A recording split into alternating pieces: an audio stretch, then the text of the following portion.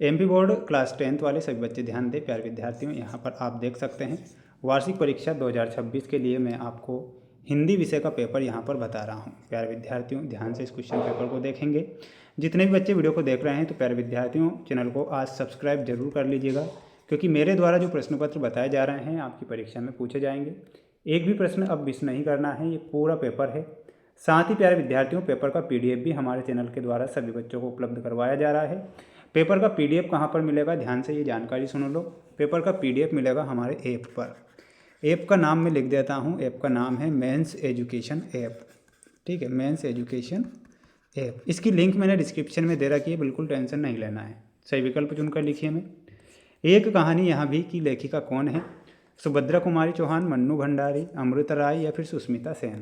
प्यारे विद्यार्थियों यहाँ पर हमारा जो सही उत्तर होगा मन्नू भंडारी एक कहानी यहाँ भी की लेखिका है, तो मन्नू भंडारी करेक्ट करेंगे। बिस्मिल्लाह खान वादक थे, तो बिस्मिल्लाह खान जो है सेनाई वादक थे, तो इसमें आप सेनाई वादक करेक्ट करेंगे। जितने भी स्टूडेंट्स वीडियो को देख रहे हैं तो माय डियर फ्रेंड्स वीडियो को लाइक कर चैनल को सब्सक्राइब आज कर लीजिएगा और अच्छे से आप क्वेश्चन को पढ़ लीजिएगा, क्योंकि ये प्रश्न परीक्षा में आएंगे। शहर के मुख्य चौराहे पर नेताजी सुभाष चंद्र बोस की प्रतिमा किसने लगवा दी थी? तो इसमें आप लिखेंगे प्रशासनिक अधिकारी के द्वारा। रामचरितमानस की रचना किस भाषा में हुई है? तो इसमें आप लिखेंगे रामचरितमानस की जो रचना है अवधी भाषा में हुई है। ठीक है। जयशंकर प्रसाद कवि माने जाते हैं छायावाद के, तो इसमें आप छायावाद करेक्ट करेंगे। बढ़ेंगे हमारे अगले प्रश्न की ओर, बिल्कुल टेंशन नहीं लेना, पूरा पेपर बता दूंगा, है ना। संवाददाताओं के बीच काम का विभाजन क्या कहलाता है? लाइव, बाइट, बीट या फिर रिपोर्टिंग? तो यहाँ पर आप सभी बच्चे बीट करेक्ट उत्तर के रूप में लिखेंगे। संवाददाताओं के बीच काम का जो विभाजन होता है जिसे हम बीट कहते हैं, तो बीट लिखिएगा। अगला प्रश्न बता देता हूँ, जल्दी से आप देख लो पूरा पेपर और सॉल्यूशन मैं आपको बता रहा हूँ। पेपर के PDF की जानकारी दे चुका हूँ, अब क्या बच्चे की जान लोगे। हरि है पढ़ी आए, तो हरिये पढ़ाए में आप लिखेंगे हरि ए राजनीति पढ़ाए, तो यहाँ पर आप लिखेंगे राजनीति। रामचरितमानस एक है, तो रामचरितमानस क्या है प्यारे विद्यार्थियों? रामचरितमानस जो है एक महाकाव्य है, इसमें आप महाकाव्य लिखेंगे। दुख है ना चांद खिला है, शरद, वसंत या फिर गर्मी? शरद, तो यहाँ पर आप शरद करेक्ट लिखेंगे। लेखिका मन्नू भंडारी का जन्म कहाँ पर होता है? तो लेखिका मन्नू भंडारी का जो जन्म है भानपुरा में लेखिका मन्नू भंडारी का जन्म हुआ, तो भानपुरा करेक्ट करेंगे। नेक्स्ट क्वेश्चन ये रहा आपकी स्क्रीन के सामने। संधि के कितने भेद होते हैं प्यारे विद्यार्थियों? संधि के 3 भेद होते हैं। दोहा छंद में मात्राएं होती है 24 मात्राएं। नेताजी की प्रतिमा की जो ऊंचाई थी वो कितनी थी? इसमें आप लिखिएगा 2 फुट, तो 2 फुट हमारा करेक्ट हो जाएगा।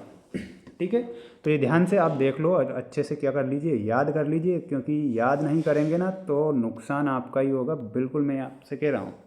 नाच न जाने आंगन टेढ़ा, तो ये क्या है? ये एक लोकोक्ति है। प्रत्येक चरण में 16-16 मात्राएं होती है और वो होती है चौपाई छंद में। अधिक बोलने वाला जो होता है माय डियर फ्रेंड्स वो क्या होता है? वाचाल होता है, तो इसमें आपको मिलाना है वाचाल से। मैं क्यों लिखता हूँ, ये किसकी रचना है? अज्ञे जी की रचना है। कन्यादान में आपका ऋतुराज सही उत्तर हो जाएगा। संस्कृति में हमारा हो जाएगा बदंत आनंद कौशल्यायान। तो ये आपकी जोड़ी यहाँ कंप्लीट हो चुकी है। स्क्रीनशॉट भी ले सकते हैं, पढ़ सकते हैं, मेहनत आप कर सकते हैं। मेरे द्वारा पेपर बताया जा रहा है, तो अब पढ़ना आपकी जिम्मेदारी है। भगवान शंकर का धनुष किसने तोड़ा था? तो इसमें आपको लिखना है भगवान शंकर का जो धनुष है भगवान श्री राम ने तोड़ा था।